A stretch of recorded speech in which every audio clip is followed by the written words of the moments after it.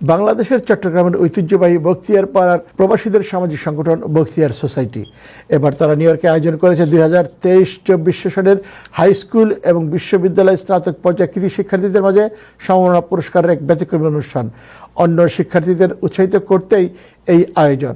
বিস্তারিত জানাচ্ছেন এইচ.কে. সোহাগ। উৎসবমুখর পরিবেশে অনুষ্ঠিত হল চট্টগ্রামের ঐতিহ্যবাহী বখতিয়ার পাড়ার প্রবাসীদের সামাজিক সংগঠন বখতিয়ার সোসাইটির 2023-24 সালের হাই স্কুল এবং বিশ্ববিদ্যালয়ে স্নাতক পর্যায়ে বাংলাদেশি বংশোদ্ভূত আমেরিকান শিক্ষার্থীদের মাঝে সম্মাননা অনুষ্ঠান। আজকে আমাদের উদ্দেশ্য ছিল আমাদের এক হয়ে কাজ করার জন্য এবং আমাদের যাতে নতুন প্রজন্ম আসতেছে, আমাদের স্টুডেন্ট যারা হয়ে গেছে, যারা হবে, তাদের সবাইকে আমরা যেন একটা দিক নির্দেশনা দিতে পারি, একটা উৎসাহ দিতে পারি, যাতে আমাদের ভবিষ্যৎ প্রজন্ম ভালো শিক্ষা নিতে পারে এবং আমাদের সোসাইটিকে দিন দিন উন্নতির দিকে নিয়ে যেতে পারে। America is a country, never look in what color you are, what religion you are. If you have education, you will grow up, you will have better life. You don't have education, you got a big problem here. গত 29 June সন্ধ্যায় এই অনুষ্ঠানের আয়োজন করা হয়।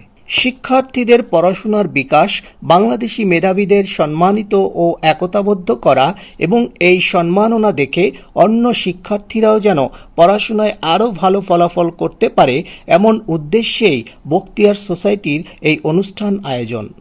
অনুষ্ঠানের শুরুতেই সুমধুর কণ্ঠে হাফেজ শাহেদ আলী পবিত্র কোরআন থেকে তেলাওয়াতের পর বাংলাদেশ ও আমেরিকার জাতীয় সঙ্গীত পরিবেশিত হয়। كبرت كلمة تخرج من أفواههم إن يقولون إلا كذبا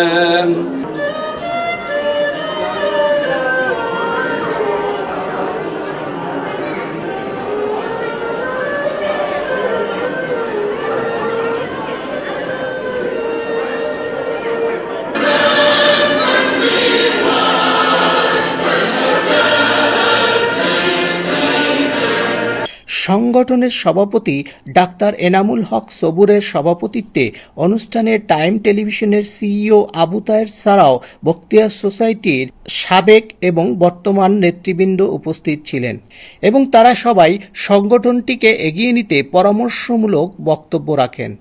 আমরা সবাই চাই আমরা কাজ করতে, আমাদেরকে একটা প্ল্যাটফর্মে আসতে হবে, সবাইকে মিলে আমাদের ছেলে মেয়েদের ভবিষ্যৎ প্রজন্মের জন্য আমাদেরকে কাজ করে যেতে হবে। এখন বর্তমানে আমরা যেদিকে যাই, কলেজে যাই, সিটি হলে যাই, হসপিটালে যাই, সবখানে আমাদের বখতিয়ার পাড়া দেখা যায়। আশা করি এটাই আমাদের গর্ব, আমাদের ছেলেদের মধ্যে শিক্ষিত হয়েছে, মেয়েরা অনেক শিক্ষিত হয়েছে, ভবিষ্যতে যেন আরো এভাবে করতে পারে ইনশাআল্লাহ আমরা সবাই চেষ্টা করব। আজকে যাদেরকে আপনারা অ্যাওয়ার্ড দিলেন, আমি আপনাদের সবাইকে অভিনন্দন জানাই যে আপনাদের এই ভিশনের জন্য, আপনাদের এই দূরদর্শিতার জন্য, যে আপনাদের নতুন যারা জেনারেশন, যারা ইন ফিউচার একদিন এখানে মেয়র হবে, কাউন্সিল মেম্বার হবে, কংগ্রেস ম্যান ওমেন হবে, এমনকি যুক্তরাষ্ট্রের প্রেসিডেন্টও হতে পারে, এদের মধ্যে হয়তো বসে আছে কেউ, রাইট? সো এই বিষয়টি আমরা সবাই তাদের জন্য দোয়া করব। পরবর্তীতে কৃতি শিক্ষার্থীদের মধ্যে সম্মাননা প্রদান করা হয়।